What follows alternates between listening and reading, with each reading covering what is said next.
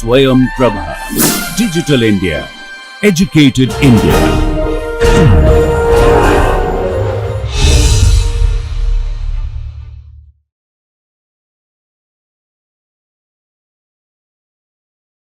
So, in this lecture we continue with a discussion on memory management.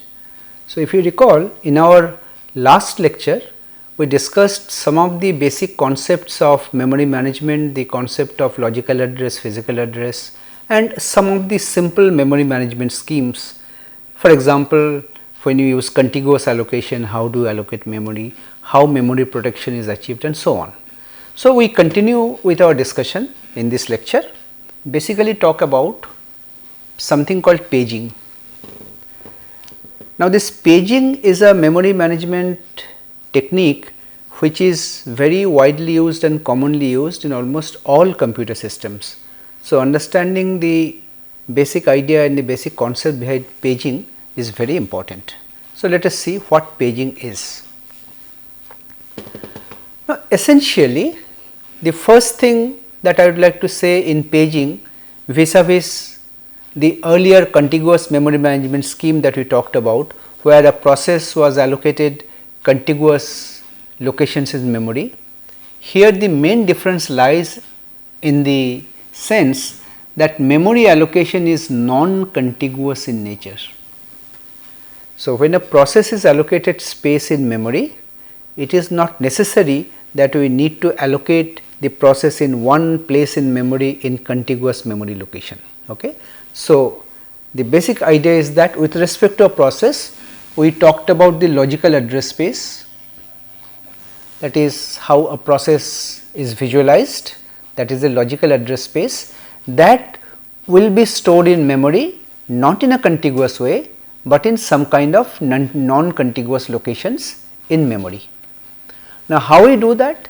The basic idea behind this concept of paging is that the logical address of a process, say when I say it is a process, so I visualize it like this, it consists of a sequence of addresses, this is the logical address, and this typically the address starts with 0 up to some maximum value. Now, this logical address, this entire set of these logical addresses that constitute a process, this is referred to as the logical address space. Say a process may have a logical address space of, let us say, 100 kilobytes, 20 kilobytes, and so on. So, this entire logical address space of a process is divided into equal size chunks, and these equal size chunks are called pages. These pages are of fixed size, we divide the entire process into equal size. Similarly, we divide the main memory, the physical memory, into chunks of the same size. So, we divide the physical or the main memory into fixed size blocks of the same size, and these are referred to as page frames, or sometimes we refer to them as blocks. So, with respect to a process, we divide a process into pages, and memory, we divide the memory into page frames. So, a page of a process can be stored in a page frame in memory. That is how memory allocation occurs at the level of pages. So, this point is important. A page of a process can reside in any available page frame in memory. So, it is not that if a process has, let us say a process requires 10 pages, so all 10 pages must be contiguous in memory, it is not necessary. The pages can be stored anywhere in memory wherever there is free space. A page has to be mapped into a page frame, that is important. And another thing is that, so I said that these pages or page frames have some fixed equal size, and this size from implementation point of view has to be some power of 2. So, you will understand later why we do this. It has to be some power of 2, and typically this can vary, of course. Typically the size of a page varies from, let us say 512 bytes to as large as 16 megabytes. These are very typical. Of course, you can have a system where the values can be outside this also, but these are very typical values. Okay. Now, the idea is that pages of a process has to be mapped into page frames in physical memory.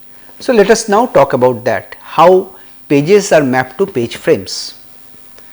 Let us consider a process which consists of, let us say, p number of pages, that is the size of a process. So, if I have a process, visually I look at it, I divide it into pages.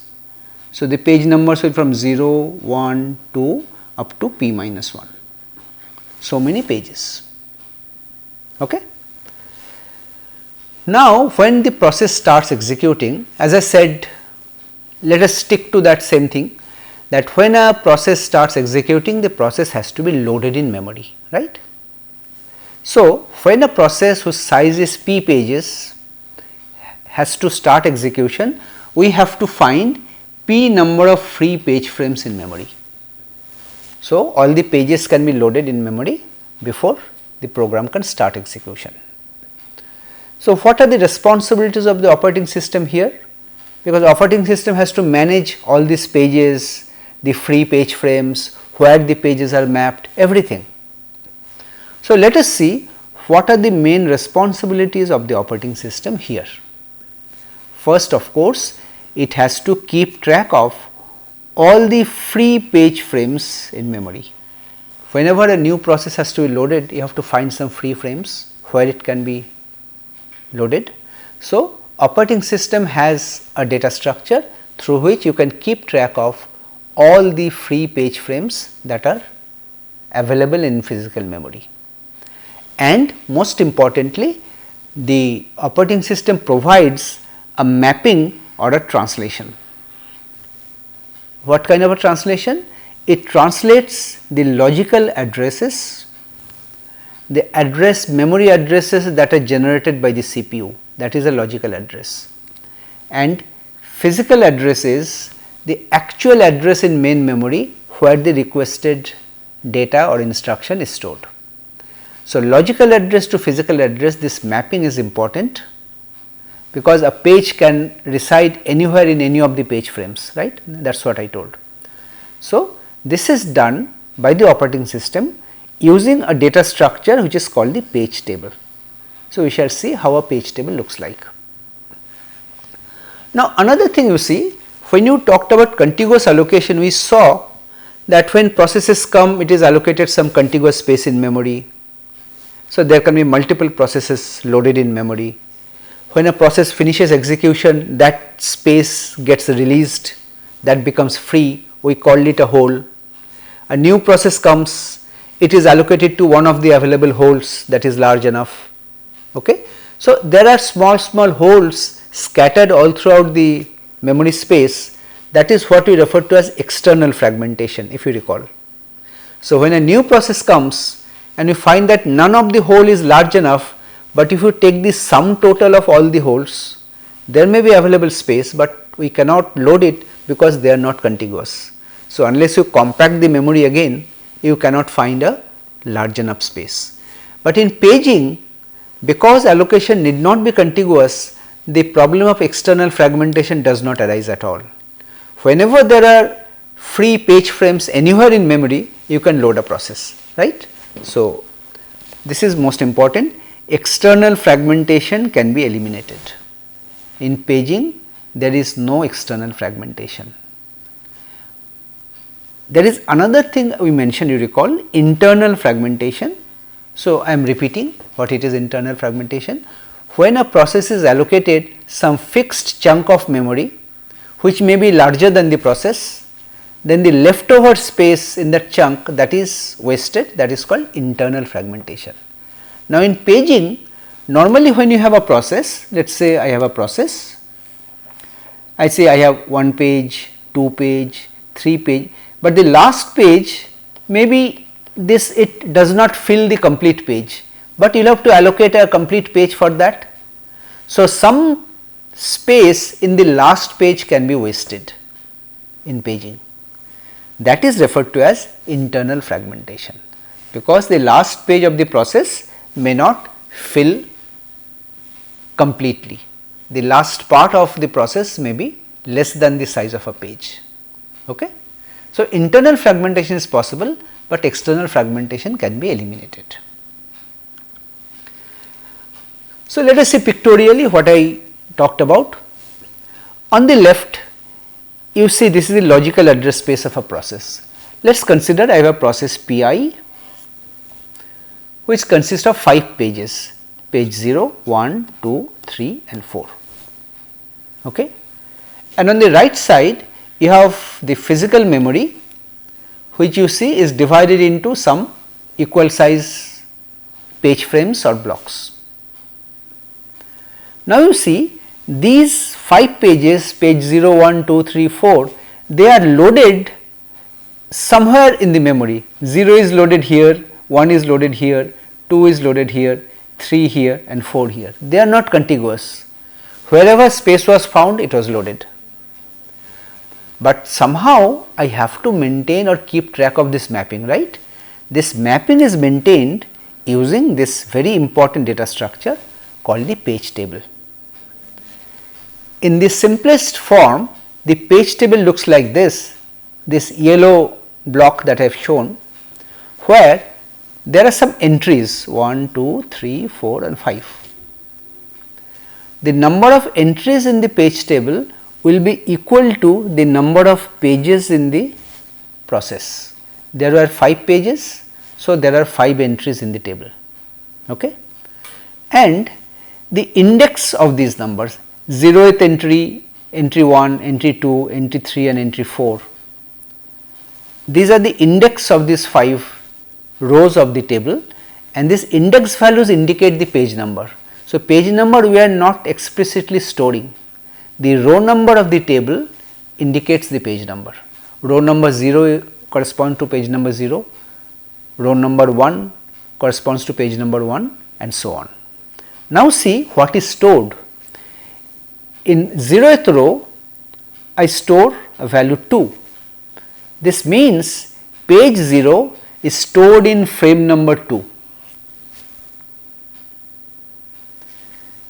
Then you see in the second row, number 1, I store a value 4, which means page number 1 is stored in page frame number 4.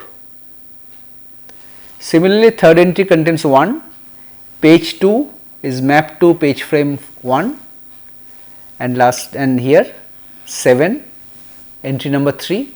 So, in the 7th page frame, page 3 is loaded, and lastly 1 for page number 4. So, you see this actually has to be 6, sorry, this has to be 6. So, for this 6, page number 4, right. So, this page table which is there in the middle, this provides this mapping, which page of the logical address space is mapped to which page frame in the memory. So, once you have this page table, you have the complete information available with you, right. Okay. Now, let us see how this address translation is carried out automatically from logical address to physical address. Now, the first thing is that what I say is that the logical address that is generated by the CPU. So, what is the logical address? The CPU is running a program, that is a process, and whatever address the CPU generates, that is referred to as the logical address, LA. And we say that this logical address conceptually will consist of 2 parts.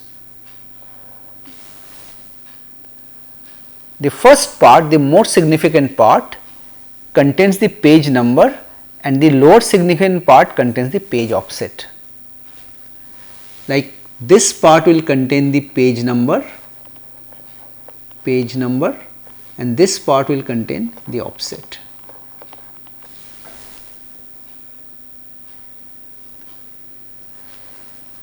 So, let us take an example. Suppose my page size is, let us say simple example, my page size is, let us say 16 bytes, page size is 16 bytes. So, 16 can be written as 2 to the power 4. So, in 4 bits I can represent 0 to 15 all the 16 addresses. So, this offset, there will be 4 bits here that will indicate the address within a page, and whatever are the higher order bits, that will indicate the page number. This is how the address is divided into 2 parts, right. So, the high order page number, if I call it P, this page number P will actually act as the index in the page table, as I showed in the diagram in the previous slide. The row of the page table indicates the page number. So, whatever is the page number, with that page number I go to that particular row of the page table. Okay. So, basically page number will act like the index in the page table, and what is stored in the page table, that is the page frame number, that is what is stored, in exactly which page frame in main memory it is stored. So, the page table will contain the frame number, corresponding frame number, right. And the second part is the page offset, let us call it D, that is within the page which word you are trying to read or write, you are trying to access. So, we are calling it offset within the selected page. So, the address consists of 2 parts. The high order part will contain which page you are trying to refer to, and low order will contain within that page which word number. Okay. Let us be more specific. Let us say that the total logical address contains m bits. So, this CPU address that we have talked about, let us show it like this. Let us say the total address is m bits.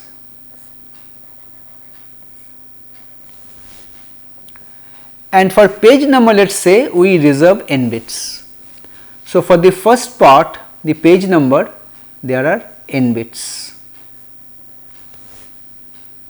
So, obviously for the offset we have m minus n number of bits remaining. So, if you have a mechanism like this, the size of the logical address space will be 2 to the power m, or and size of a page, okay, size of the page will be 2 to the power n if there are n bits here, but if it is m minus n, it will be 2 to the power m minus n, right. Size of the page will be 2 to the power m minus n if there are m minus n bits here, and because there is total m bits in the logical address, the total size of the logical address space will be 2 to the power m so many bytes. So, what the page table will do? The page table will convert this n bit page number into a corresponding frame number, let us say k bits. So, this n bits will be transformed into something like this. There will be a k bit frame number, this n bits will get transformed into k bits, and in the low order there will be offset, it will be still m minus n bits because they are of the same size. Pictorially what we are saying is like this. This is the logical address, we are dividing into 2 parts, page number and offset, page number and page offset. Let us call them P and D. As I said, page number I am assuming is containing n bits and page offset contains m minus n bits. So, after translation what I do? I consult the page table, I go to the corresponding entry corresponding to P, that row number, and whatever frame number is stored there, let us say F, we replace P by F. The second part remains the same, D we do not touch. This P gets replaced by F. This is the basic translation that is carried out. So, this n bit page number gets replaced by a k bit frame number. Typically k is greater than p, because main memory is normally larger. It can be other way also, it can be other way around also, does not matter. Now, let us see overall pictorially how this page table comes into the picture and helps in this translation. So, exactly in the previous slide what I showed, that same thing is mentioned here. Let us say on the left we have the CPU, this CPU is generating the logical address. So, the logical address will consist of two parts, the page number and the page offset. Okay. In the middle we have the page table, this is the page table. So, once I have the page number, I go to that particular row number of the page table. So, the page table entry starts with row 0, 0, 1, 2. So, if it is P, you give an offset of P in the table and you go to the corresponding row number, this one. So, starting from 0, this is the pth row.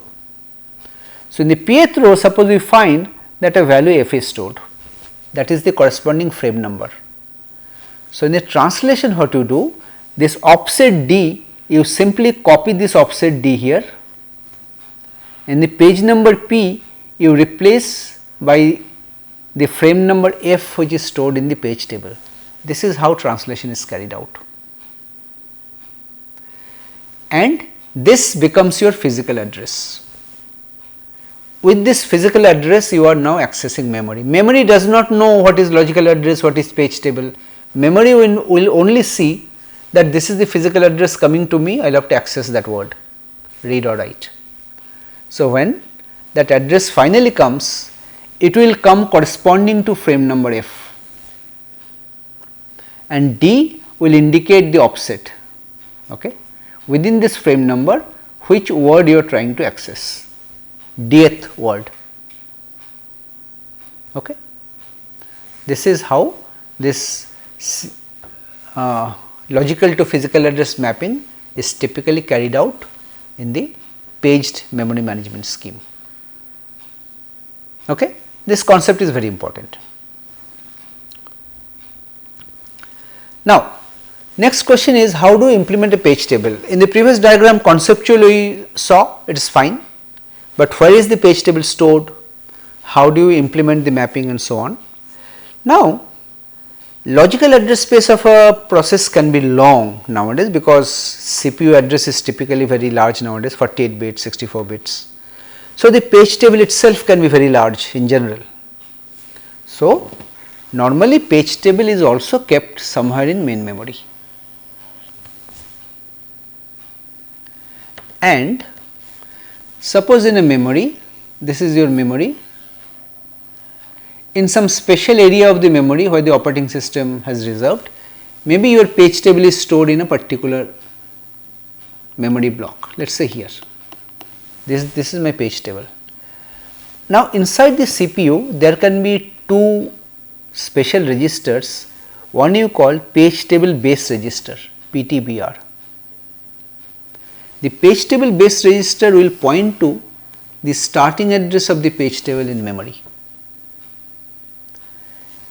and the page table limit register, just like base and limit register, it will contain the size of the page table, that size will store here. Page table limit register will contain this number of bytes, the size of the page table in memory, and page table base register will contain the starting address of the page table in memory. So, you see, if there are multiple processes running at the same time, so each process will be having its corresponding own page table. So, when the operating system does a context switch, it switches from one process to another, it simply loads PTBR and PTLR with the corresponding value. So, from one page table you can switch to the next page table. So, the page table of all the processes are stored in some places in memory.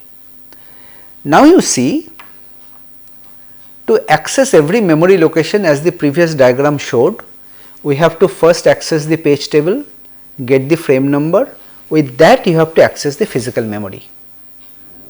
Now, if I say that my page table itself is stored in memory, then for every memory access I have to make two physical memory accesses.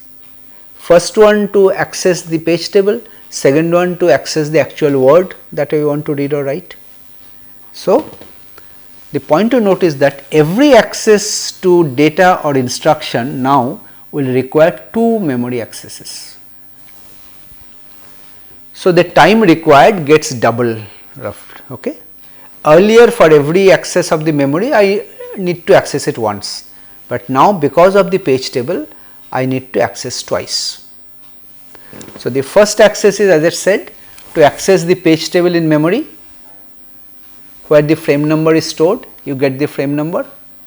Now, with the frame number you compose the physical address F and D, with that you access the requested word. You see, slowing down by 100% is too much of an overhead. Say if you say that my time required to access memory gets doubled, it can become very slow, it may not be acceptable. So, there are ways to speed up the effective memory address. So, one of the very common methods that is used to speed up the memory access effectively, even if there is page table, is using a fast associative memory, which is called translation look aside buffer, TLB in short. Now, associative memory, let me tell you what is an associative memory. In a normal memory, what we do, we specify an address and whatever memory location corresponds to that address I can do a read or write. But in associative memory it is different. I do not specify an address, I specify a data and there is a parallel search in all the memory locations in the memory, associative memory, that whether that data I am specifying as input is stored anywhere in the memory. If it is stored in any place, the corresponding row number is returned. So, you can make a parallel search using an associative memory, that is the idea. Okay. Let us see this TLB. So, as I said, it is an associative memory which allows parallel search. If the associative memory has multiple entries and if I specify a data value as input, it will make a parallel search in all the entries, and wherever there is a match it will say that well there is a match here, right. But because of this parallel comparison and parallel search capability, there is lot of complexities involved in actually building this associative memory.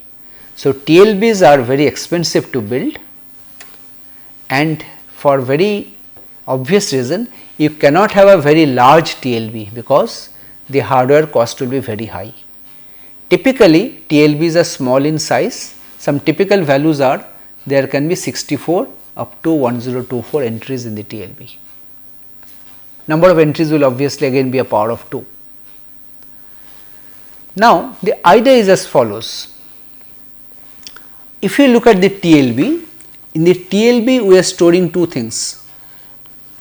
We are storing the page number as well as the frame number. But because the TLB is small, it has only a few entries, you cannot store information about all the page numbers. Page table was large, you have one entry corresponding to every page, that is why we said you need not store the page number, the index in the table will give you the page number. But TLB is small, you cannot do that. So, for every, the idea is that you store P and F, but how? Let us see. Whenever there is a memory access, there will be page number in the offset, that is the logical address. You search the TLB with the page number P. You search whether page number P is present in the TLB or not. If found, if we found that the entry for that page number is currently stored in the TLB, then you read that content and get the corresponding frame number, because as I said TLB contains P and F both. If you find that P is present, you read the value of F, and once you read the value of F, you can compose the physical address F and D. But if it is not found in TLB, it means that entry is currently not present in TLB.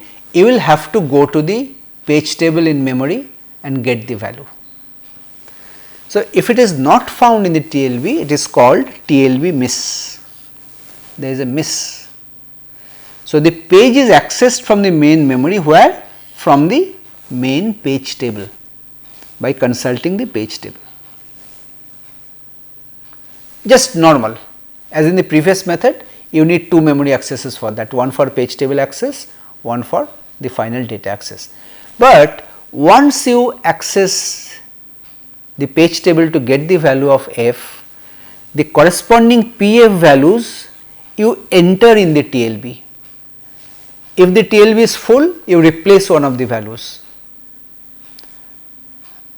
You see, you are making an assumption here. The memory locations that are currently being accessed is likely to be accessed in the near future.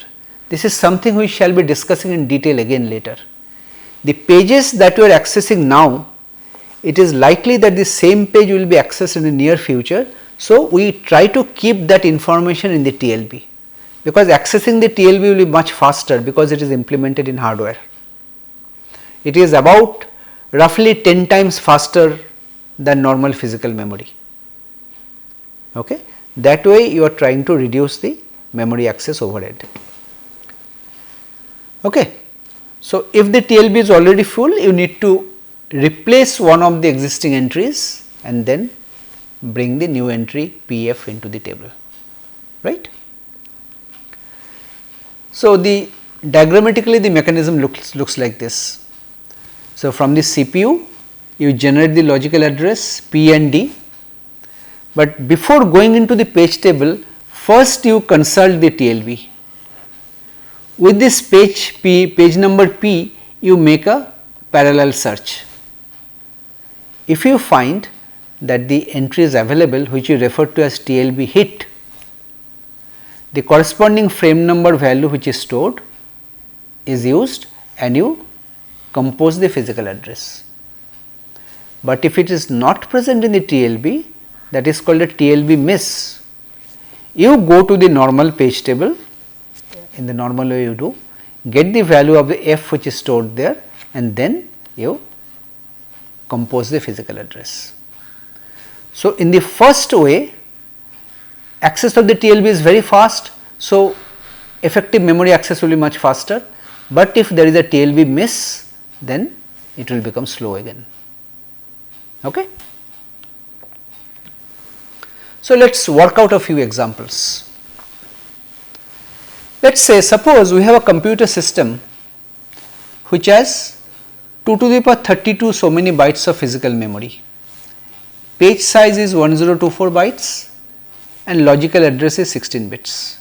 So, there are a few questions. First is, what is the size of the logical address space? See, because the logical address is 16 bits, in 16 bits you can access how much? Maximum 2 to the power 16. So, the size of the logical address space will be 2 to the power 16, right. Second question is, how many bits are required for the page offset D? So, you see, you are saying that your page size is 1024. So, if these are the pages, each page is of size 1024. Now, to identify one word inside a page, that is your offset, how many bits you require? You recall 2 to the power 10 is equal to 1024. You need 10 bits to represent that. So, to represent the offset D, you need 10 bits. Similarly, the next question is, how many bits are required to specify the frame number? frame number refers to main memory. You see, the main memory or physical memory, it is said it is 2 to the power 32 bytes. So, how much will be the physical address size? Physical address will be 32 bits. With 32 bits you can have 2 to the power 32 memory location. So, it is already mentioned 2 to the power 32. So, I have 32 bits. So, my total is 32 bits. This is my physical address, total is 32 bits. And already page offset I have found out D is 10. So, I have to reserve 10 bits for the offset. So, remaining 22 bits has to be used to specify the frame number. So, frame number will be 22 bits.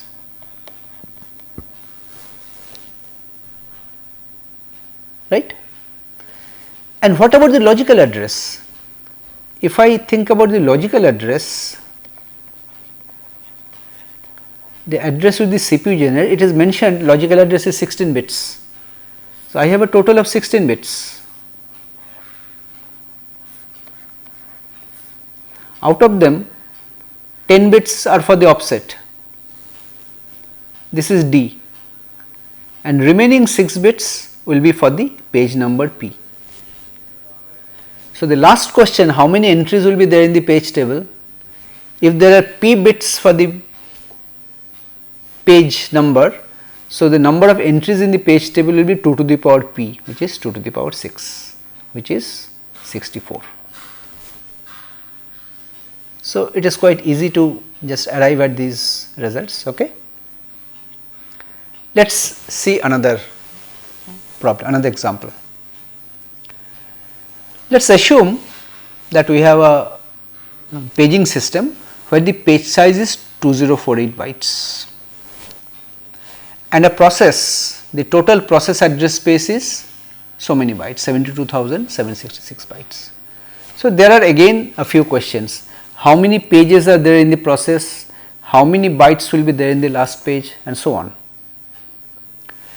See, when this process of size 72766 is visualized, there will be a number of pages in which you are dividing. Each page will be of size 2048 like this. Now, how many such pages are required? Now, you can see 72666 can be written like this, 35 into 2048 plus 1086. So, first thing is that total number of pages will be 36, 35 full pages, last page there will be 1086 bytes. Last page will be partially full and 35 pages will be completely full. So, total I would need 36 pages. So, the answer to the first question is obtained, 36 pages. How many bytes are there in the last page? Last page is partially full, how much? 1086. So, in the last page you have 1086 bytes. The third question is how much is the internal fragmentation? Internal fragmentation means in the last page how much is the wastage? You see, in the last page you have 1086 bytes which is filled up, but the remaining is unused. This is the fragmentation. So, 2048 minus 1086, that is the fragmentation, 962 bytes. That is internal fragmentation. And the last question is, it is general, not with respect to this specific problem. What are the worst case and average case internal fragmentation? See, maximum wastage will occur if in the last page we are only using 1 byte. So, all the remaining space will be wasted. So, in the worst case the page size is 2048, the wastage will be 2047, only 1 byte I am using, and in the average I am using half is wasted. So, half of 2048 is 1024, that is the average fragmentation. Okay? Like this you can calculate. Let us take another example. Here the question of TLB is coming in. Here we are making some realistic assumption. Let us say we have a main memory whose access time is 20 nanoseconds, which means to read or write from the main memory we require 20 nanoseconds time. And we have a TLB also which stores some of the P and F pairs, page number, frame number. As I said, TLB is much faster because it is built in hardware. Let us say the access time of TLB is 2 nanosecond, which is, as I said, about 10 times faster than main memory. And see, the reason we are having TLB is that all the recent page accesses we are storing those values, and we shall be discussing this later. There is a property of programs that is referred to as locality of reference. It says if I access some locations now, it is very likely that locations in the neighborhood will again be accessed in the near future.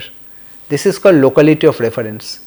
So, if I can maintain information about the recently accessed pages, most likely the future references, many of the future references I will find in TLB itself. So, this is a very realistic figure I am assuming in the problem. You are assuming, the problem says that the desired page is found in the TLB 80% of the time, which means TLB hit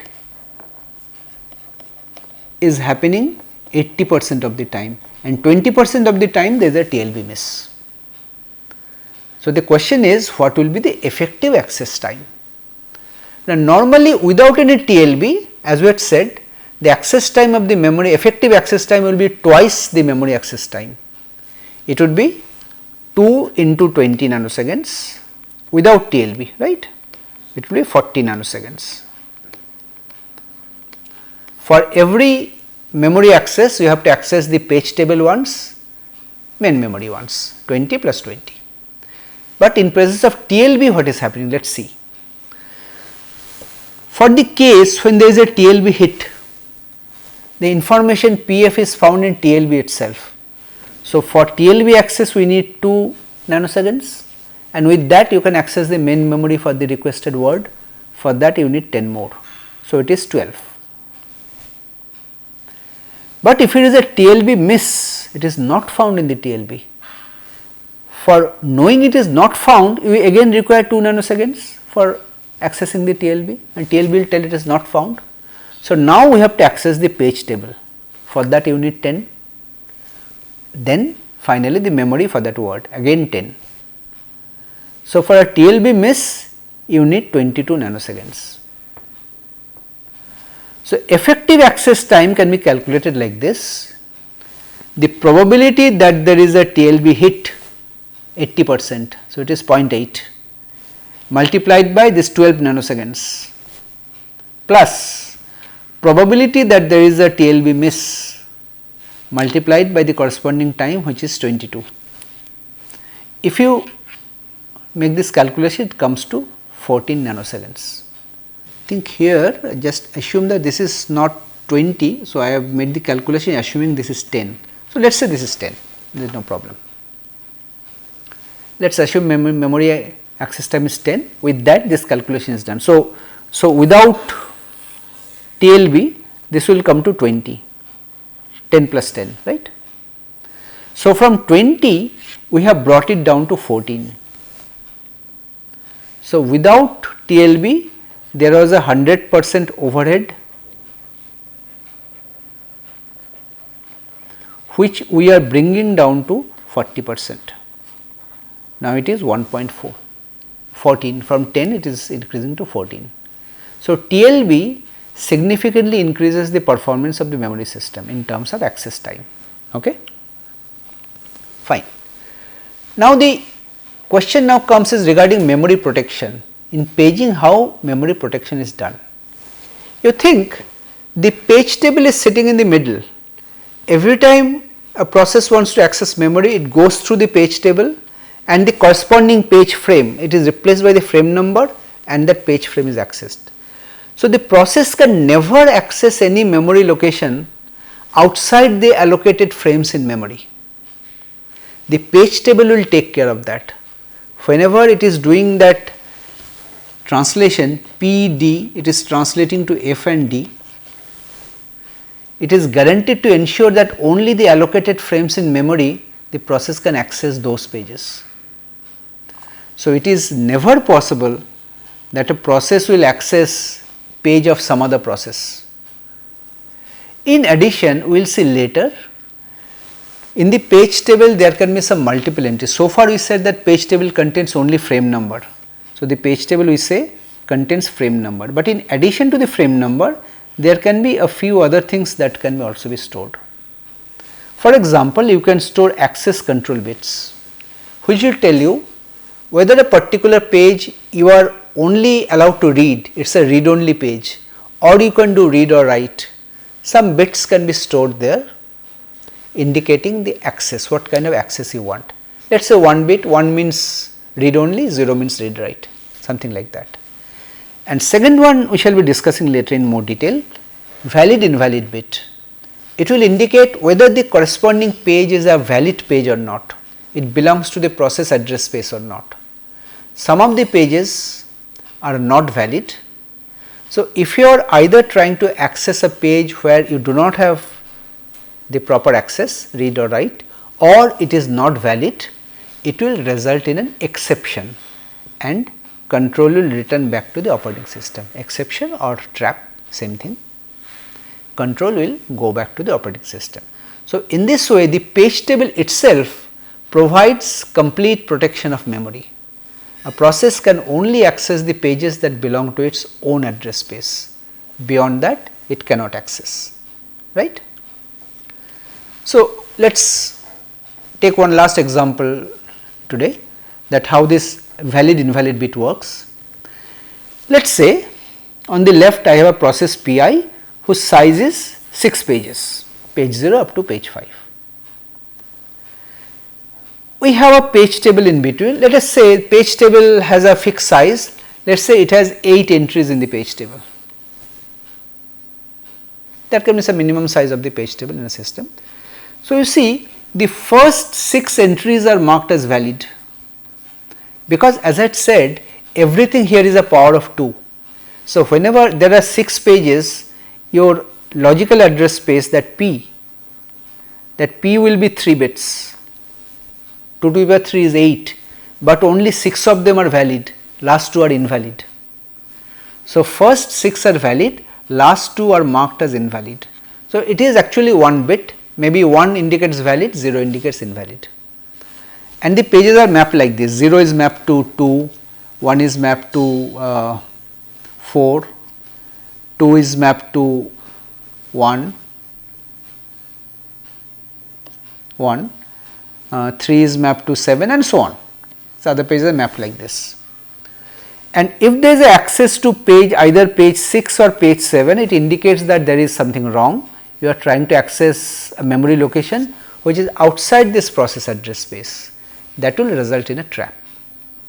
So, the use of this valid invalid bit ensures that you are not allowed to access anything outside the memory access space, the address space.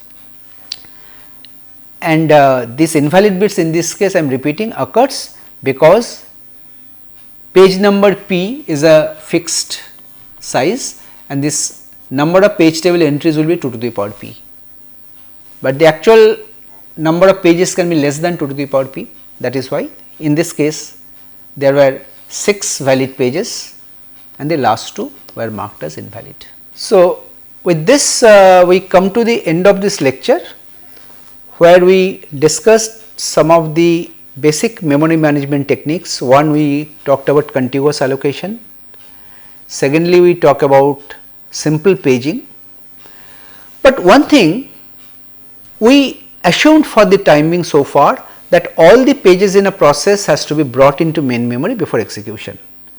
But in the next module, we shall be discussing about something called virtual memory, where we shall see that it is not really necessary to load all the pages.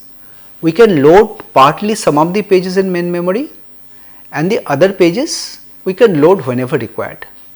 So, those we shall discuss later in the next module under the topic virtual memory. Thank you.